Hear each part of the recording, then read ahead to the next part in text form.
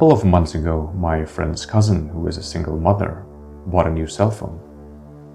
After a long day of work, she came home, placed her phone on the counter, and went to watch TV. Her son came to her and asked if he could play with her new phone. She told him not to call anyone or mess with text messages, and he agreed. At around 11:20, she was drowsy. She decided to tuck her son in and go to bed. She walked to his room and saw that he wasn't there. She then ran over to her room to find him sleeping on her bed with the phone in his hand. Relieved, she picked her phone back up from his hand to inspect it. Browsing through it, she noticed only minor changes such as a new background, banner, etc. But then she opened up her saved pictures. She began deleting the pictures he had taken, until only one new picture remained. When she first saw it, she was in disbelief. It was her son sleeping on her bed, but the picture was taken by someone else above him, and it showed the left half of an elderly woman's face.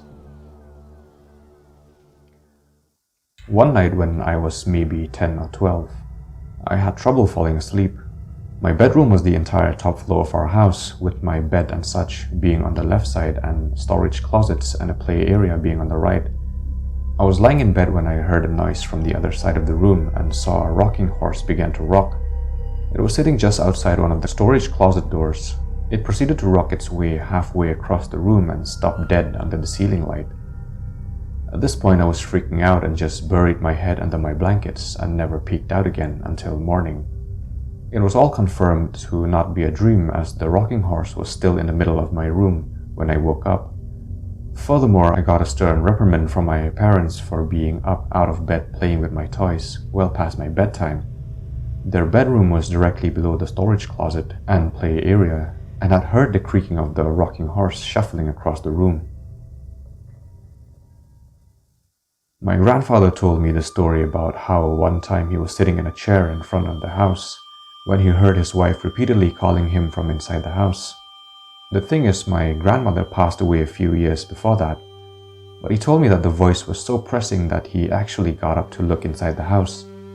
And as soon as he got inside, he heard a loud crash behind him and turned around to see that the chair he had been sitting in moments ago had been crushed by the cast iron gutter that fell on it.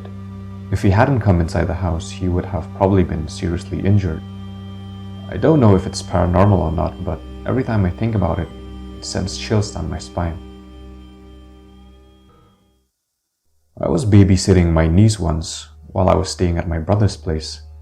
They had the baby camera set up so I could see her on the little TV it came with. I was studying and started dozing off when I heard some whispering and realized it was coming from the monitor. I initially thought it was some feedback or something, but when I looked at the TV, there was a dark shadow near my niece's crib. I've never been more terrified in my life, but the shadow was clearly there where it had not been before. I ran to my niece's room and looked around and saw nothing, but I took her the hell out of there. I went back to the TV and the shadow was clearly gone.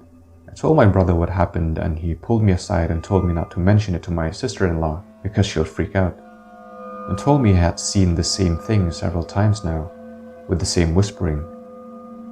They stayed in that house for about 4 more years, and when my niece was just learning to talk, she would tell her mom about her special friend. To this day, it scares the hell out of me. When they moved out, my brother told me my niece had become inconsolably sad because she would miss her friend. Her mom would tell her she could bring him along, but all she would say was that he couldn't leave the house. We have never to this day told her about the damn shadow, and she apparently never saw it.